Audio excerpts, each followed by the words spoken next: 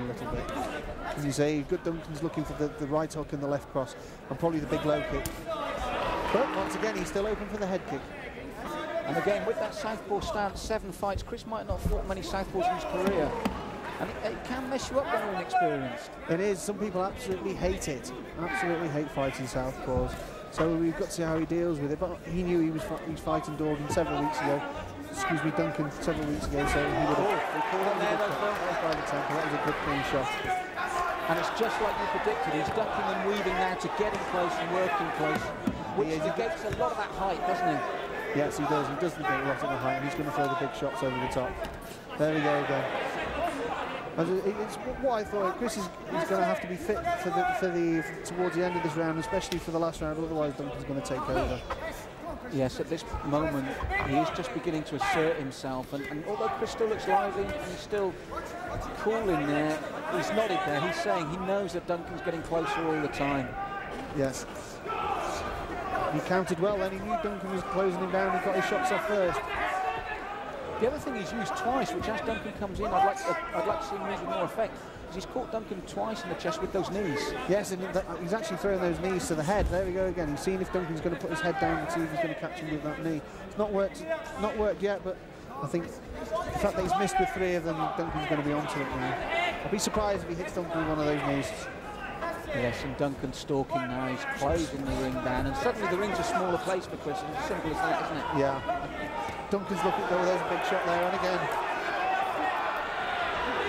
Yes, as Phil Williams predicted, Duncan has definitely stepped up the pace. He's closed the gap, and Chris will really have to concentrate the whole round now. But having said that, it's not a bad round for him. I just think it's slipping away from him.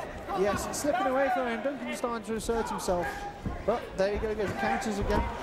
The fact that Duncan's countering with the low kicks, the experience is starting to show. And he's slipping those right hands now, which for me, as you said, those knees and that right hand's just becoming a bit predictable. Yes, the knees and the right hands, yes, exactly. That's exactly right. If Duncan hits him with that left hand over the top, Chris is going to be in trouble. Nice kick there as well from Duncan, just to let you know he can. And I said Chris still looks confident, but he's under pressure constantly in this round now. Yes. It's still a close round. You could still score that round a draw. I would personally tend to go with Duncan. He was a bit more effective in that round. I agree, Phil. I'm just going to go with Duncan, which makes it again very interesting. Just like the first fight with this 3rd round coming up, very close. But I get the feeling that, as you said before, Duncan will pour it all on now. So to me, this fight is as much about how Chris will react to that as it is what Duncan will do. Yes, it's going to be on the last round. Can Chris get some clean shots? Because as we see here, the ring's suddenly a smaller place, isn't it? You said about that left hand over the top, which was so effective there. Yes, it hit him right on the button. And you see that right hook again. He was hurt there. He was hurt. So, theoretically, we're seeing Chris Batchelor's corner now. What would you be saying to him, Phil? You're going to have to keep scoring and moving. You're going to have to keep scoring and moving. We've got to get this last round. The corner's got to be realistic with him. He's not throwing anything that's hurt Duncan in the slightest. But he's got some effective weapons to try and get it. It's not a lost cause, is it? No, it's not a lost cause at all. No. I would still tell him to keep looking out for that head kick. So, 3rd and final round. We think Duncan's just ahead, and we're convinced that he will try to force the issue even more. Really, this fight is as much on what Chris Batchelor will do to stop him doing that. Very much in the balance, though, as we open this 3rd round. Yes, Duncan's going to find his distance. There you go. He's going to look for the left hand. I would be surprised if he doesn't come back with the low kicks as well. The problem for Chris is I find he's a bit clumsy throwing that right. He leaves himself open, doesn't he? Yes, he does, yeah. That's down to the experience, but he's going to have to be careful because Duncan hits hard with that left hand. And the other problem Chris has got is when he throws that right hand, it has to come down, which exposes his chin and the side of his head. Yeah, Duncan knows it. That's why he keeps throwing those left hands, hoping that he'll catch him with those hands down. There's a good low kick there. On another note, Phil, with both these men, not the wall we saw in the first fight. Whichever one wins is going to come through relatively unscathed, isn't he? They're going to come through fresh, but I still believe with Gordon that they're going to have to be careful because Gordon hits harder with the hands than these two. It's going to be interesting on the next fight. If they can keep running and not get caught by one of Gordon's bombs, one of these two could be in the final. Nice short jab there by Chris Batchelor. Again, he's showing us that he is still in this fight. If it goes distance. I would be very interested to see the judges scoring on this. Yes, it's going to be close. It's going to be very close. But was that a punch at the same time? No, that was, he tried for what you were saying, the high knee this time. He tried to take it to the face and simply overbalanced. And the other thing is, I don't think Duncan's asserted himself as much as I thought he would in this round. No, throwing the knees inside. Good area. Chris is tiring. Chris is tiring. Yes, it's all a good left there. As you said, he's looking for that left hand and he landed it sweetly. Yes. This might just be the difference, Phil. Yeah, the difference is Duncan's dangerous. That's the difference. Duncan's hurting Chris when he hits him. But his work rate's not as what it should be. But you also said he's wily, he's a seasoned campaigner. If he gets through this, I think he'll be throwing a lot of low kicks at Gordon. Yes. Trying to stay out of the way of the bombs. Definitely. Definitely.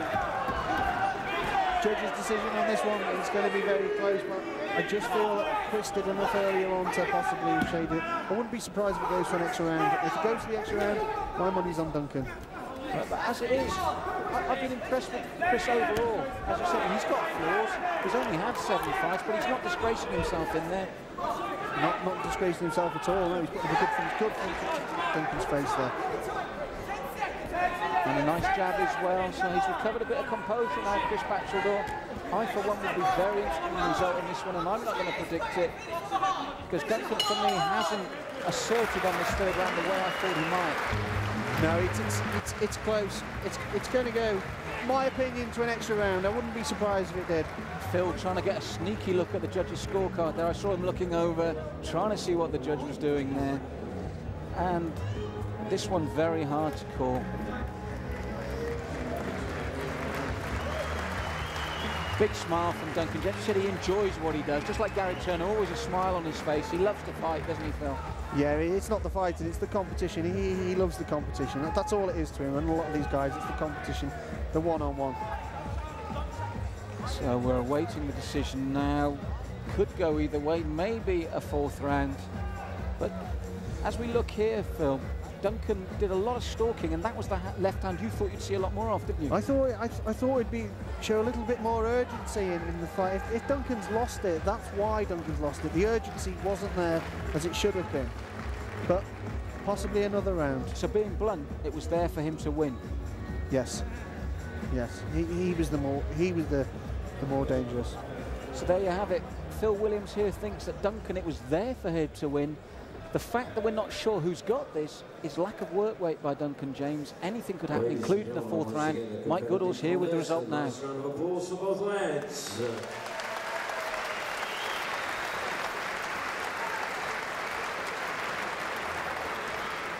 The judges' scorecards where we have a majority decision in favour of the winner in the blue corner, Chris Batchelor. Well, you said it might happen, Phil, and it has. A majority decision, Chris Batchelor.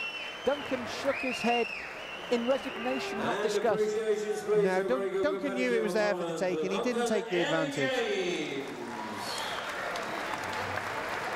Now, I'm going to put you on the spot here. Batchelor, he's come through relatively unscathed because Duncan didn't work enough. Has he got the armoury for Gordon Miners? In a word, no. There you have it, an honest assessment there from Phil Williams. He's going to kick though. He's going to be kicking Gordon's leg. Gordon hits harder than Chris. We can just see that by looking. But it wouldn't surprise me. It wouldn't surprise me. Well, at this stage, I can see Duncan literally going after him from the first bell, trying to get him out of there, trying to protect the leg, trying to get in that final. So there we have it. We've got Gordon Miners in our first semi-final against Chris Batchelor. A slight upset there, but basically the two of us honestly feel, no disrespect to Chris, maybe Gordon's just got too much power for him, but we'll have to see. Anything can happen in the K1. Absolutely. On to the next contest, ladies and gentlemen. This time, please welcome into the red corner from Woking, Gary Turner. Right, the elimination match number 3, and we have the defending champion, Gary Smiler Turner. Now, he's listed just his K1 fights, a very experienced man, 11 fights, 7 wins, 2 KOs, 4 losses. Phil, Gary, possibly the most experienced K1 fighter here. Yes, him and Gordon, the most experienced ones. But Gary, recently, he's the most experienced fighter. Yes, and this fight will determine, as far as I'm concerned, the winner of the tournament tonight. And they call him Smiler for obvious reasons. He's always cheerful, always happy, just like Duncan loves to fight. And although he's listed 11 K1 fights, he's got a huge record over a lot of artists, hasn't he? Sure, yeah, he's a true martial artist, and he's moved up through the weight. He's certainly, without a doubt, one of the toughest men in Britain. Right, and his opponent's just been introduced, Steve Jones from Liverpool. Now, again, one of these men, 7 fights, 7 wins, but this time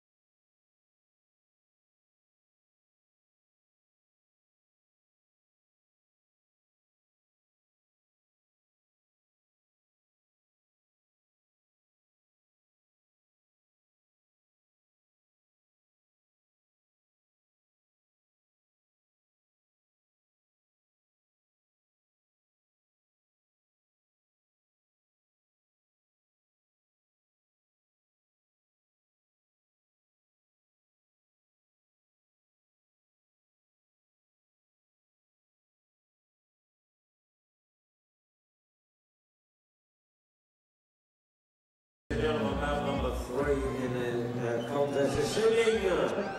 3 rounds. Yeah, the issue I've got here is that Gary's quite unorthodox. He's fighting a relative novice in these terms, and the issue is Gary's style suits sometimes to those people who are a bit more settled, and I just feel that this could be a bit messy. Gary's style, he's unorthodox, he throws shots from unusual angles, which has worked well for him, but I've just got a feeling if he does that in this fight, he could become a bit messy. My money's still on Gary all the way, but I just got a feeling he might not be the best of fights to watch. So basically you're saying just too much street smarts for Steve Jones. And his opponent in the basically, yeah. corner, fighting out of the city of Liverpool, kickboxing, weighing in at 96 kilograms, coming to the ring undefeated. 7 wins from 7 contests. Then in Liverpool, Steve Jones. Do I can get my satisfaction?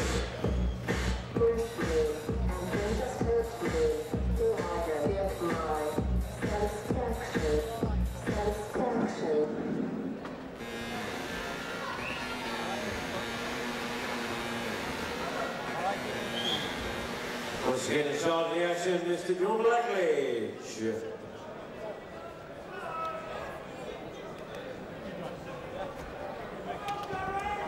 Right, so here we go, our third eliminator, Gary Turn, the defending champion, who beat Gordon Miners in last year's final against the unknown Steve Jones.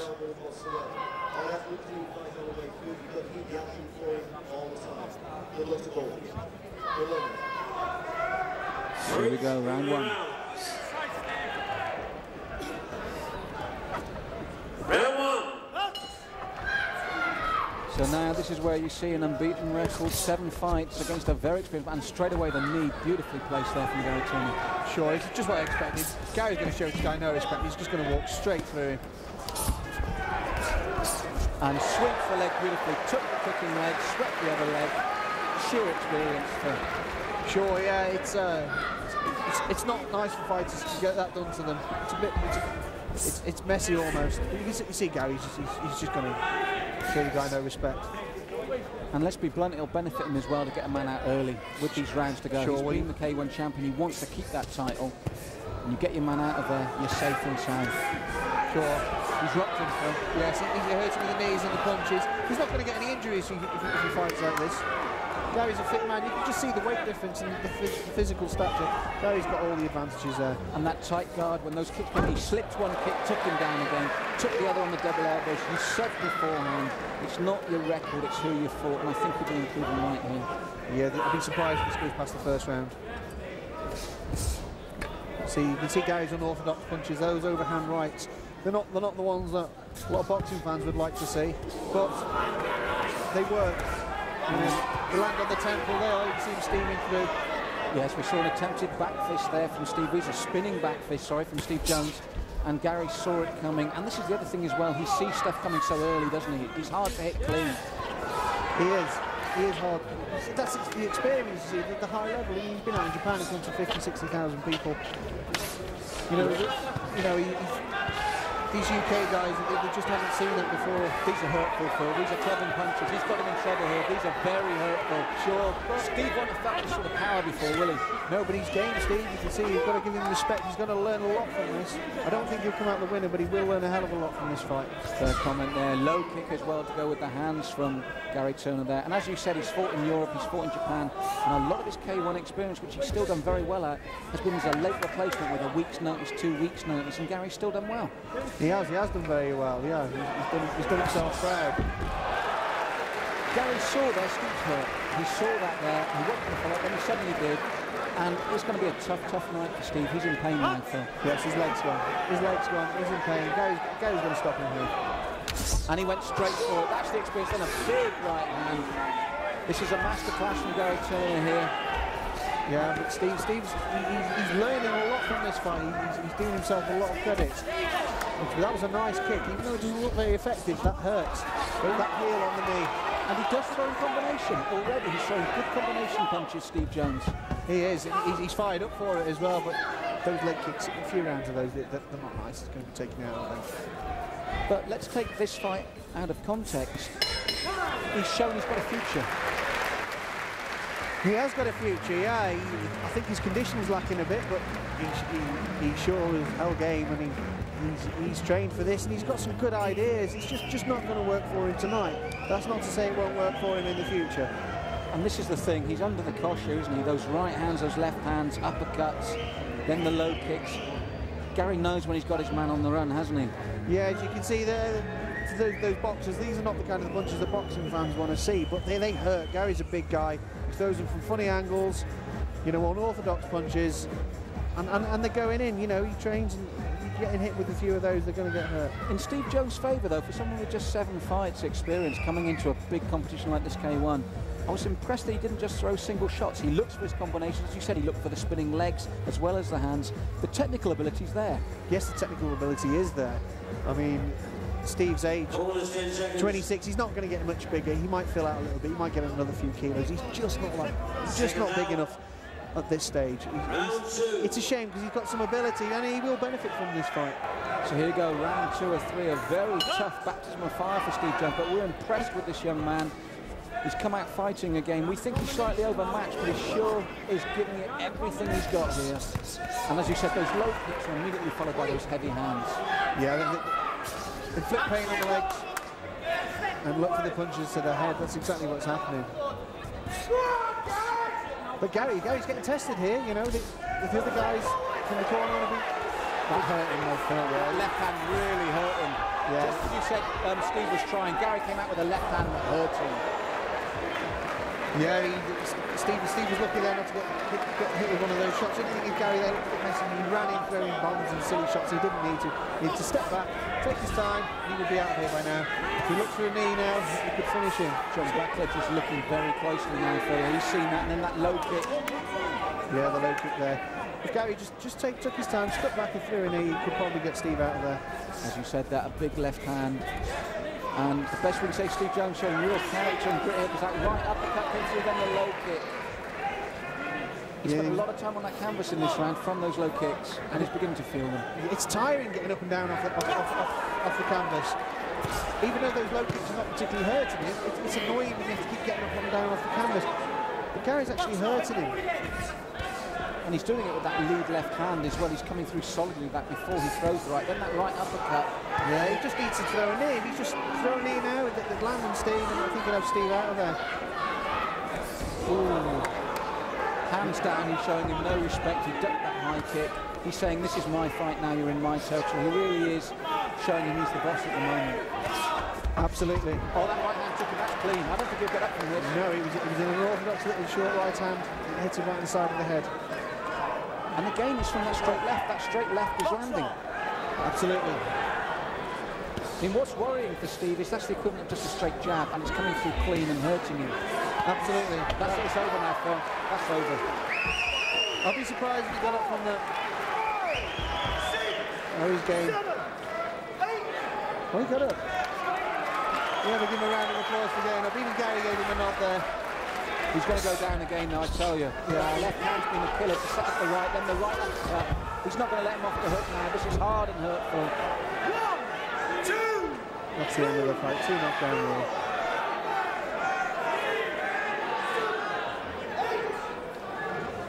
Well, he's very the referee. Was that a mistake on the referee's part, or was it? It's the towel, it had to be, because that left hand's getting through now. And he's, as you said, just too strong. And he gave a little wink to the corner there, Phil, as predicted. It went the way I thought. I didn't think it would go as long as it did, but thank goodness Steve isn't too hurt. And he'll learn a hell of a lot from that. He's going to be a danger man on the scene after the experience of getting in there. I just feel like Gary could have used his experience. He took his time a little bit more, threw a knee. He didn't need to throw so many shots. He was missing with an awful lot. But he got the job done. He knew that he didn't have to show the guy any respect. Yeah, it was that uppercut and the left hand that came through. I was worried for Steve the moment the jabs were coming through strongly, because that is just an orthodox jab that was hurting him. Then he brought the right hand and the uppercut through.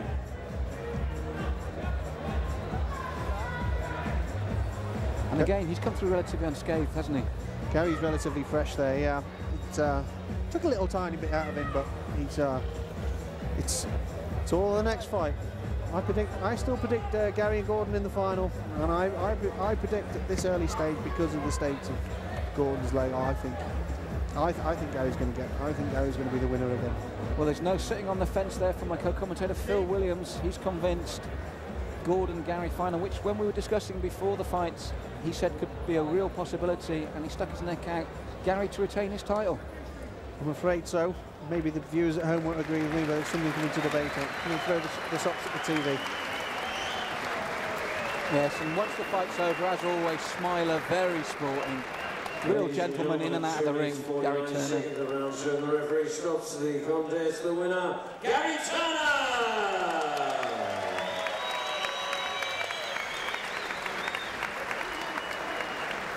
Ladies and gentlemen, please show your appreciation of a very gallant opponent indeed, Steve Jones!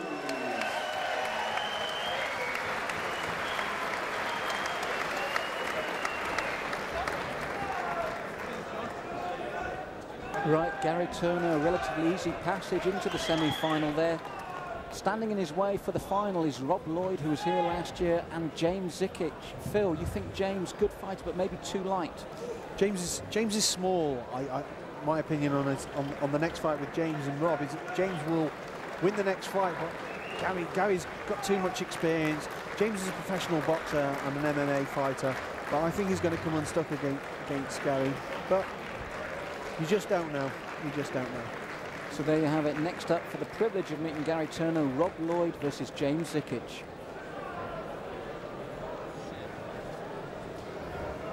Yeah, sure. So we've just seen Gary Turner come through relatively unscathed. Now we have Rob Lloyd, who we saw fight last year and actually lose to Gary Turner, versus James Zikic. James Zikic, lots of experience, but possibly too light. So let's see, can Rob Lloyd get one stage further, or will Zikic, the professional boxer and mixed martial artist, really give it a go? We're going to find out right now. Ladies and gentlemen, come to our final contest in the first round, and please welcome first into the ring into the red corner, from Liverpool, Rob Lloyd.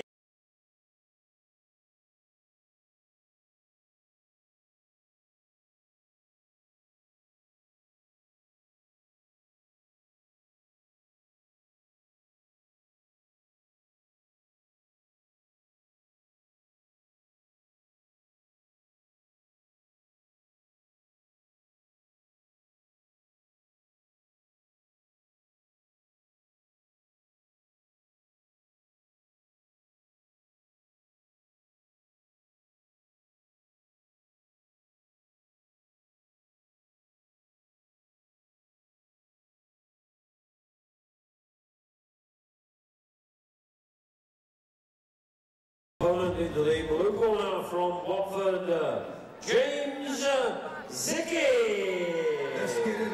Right, his opponent, James Zikic, as Phil said, he's boxed, he's been in the UFC, very, very experienced. 94k, 26 years of age, 20 fights, 18 wins, 12 by KO, 2 losses. And again, you've seen him as a professional boxer as well, Phil. You're impressed with him, but you feel he's a cruiserweight, which is a big factor. Absolutely. He's a cruiserweight as a boxer. That's 13.5 stone, so he's put some weight on for tonight. You know, but my money's still on him for this fight. I just feel that with his professional boxing experience and Rob being a southpaw, I think we've got to look out for James straight right down the middle. That's my opinion. But it's not a foregone conclusion. I'm just stating how I feel. 3 rounds, 3 minutes duration each round. Introducing firstly in the red corner from Elite Kickboxing in Liverpool. Weighing in at 98 kilograms, holding a 9-5 record, 4 wins, 4 losses and 1 draw. Please welcome Rob Lloyd.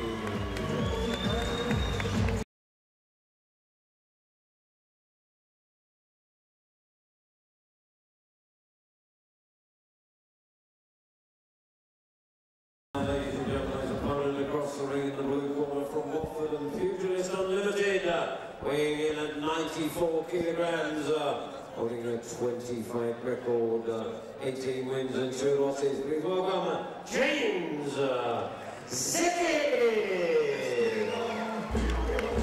Phil, one thing I'd like to pick up on, talking to one of James' camp earlier, they said, yeah, there's the weight factor, but then the speed comes with that. They reckon tonight, in this heavyweight contest, James' speed could be a deciding factor. When they said he would go all the way, speed was mentioned as a factor. They're correct. They're correct against the guys who are not as experienced, but when they come up against the likes, I mean, last time James fought Gordon Miners, he was doing well, possibly beating Gordon Miners, but the weight kicked in. Gordon hit him with a big shot. That was the end of the fight. And I feel that'll be the same as if he mixes it with someone like Gary Turner. But with Rob, because of Rob's experience at this stage, I think that is correct. And even though James is light, he can bang a bit. Referee in charge of the action, Mr. John Blackledge. It's worth pointing out, you were right, he was actually beating Gordon on my scorecard in that fight until the heavy bombs came out and he was stopped. But at that time, I felt he was winning. Yes, and I wouldn't be surprised, you know, if Rob tries the same tactic. I hope he doesn't think it's a foregone conclusion because he knows he's got the weight in this fight.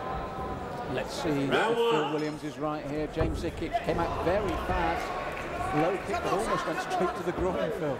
Yeah, it did go straight to him. You can see he's keen. But look, there's the big bombs like I predicted. But James has got more experience. Yes, James, one of the few British fighters. They're a rare breed that has fought in the UFC. He fought at the Brawl at the Hall, the Royal Albert Hall, and was unlucky to lose that fight. Phil, I've seen that a number of times now, and he didn't win it, but he did really well at top level. Yeah, I haven't seen that fight, but I have seen him box. I've seen him box, and what gets me about James, he seems to be able to adopt his stance and his style. I mean, how he's standing there is not how he boxes. Yes, you said as a boxer he's unbeaten, isn't he? He is unbeaten, as I believe, 4-0. But you can see that short little left hand there just glanced off Rob's jaw. Yes, that was very close to a very clean shot there from James. Picked up there by Phil. It was a very sweet little shot, and this is the danger, isn't it, with this boxing experience? The boxing experience, the confidence, and the speed. He's bringing the knee straight in as well, and he looks very confident.